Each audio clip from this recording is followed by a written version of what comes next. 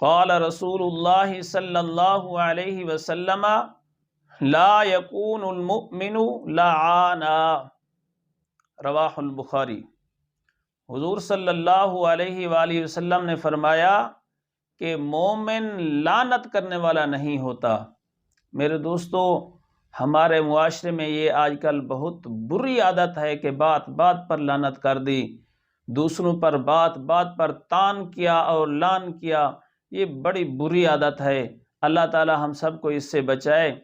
فرمایا کہ جو آدمی کسی پر لعنت کرتا ہے وہ لعنت اس تک جاتی ہے، اگر وہ مستحق اس لعنت کا ہوتا ہے تو اس پر ہوتی ہے، ورنہ کرنے والے پر واپس آ کے ہوتی ہے۔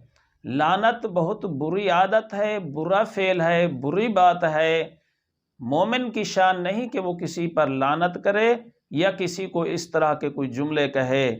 مومن کی شان یہ ہے کہ وہ دوسروں کو دعا دے اور دوسروں کو معاف کر دے۔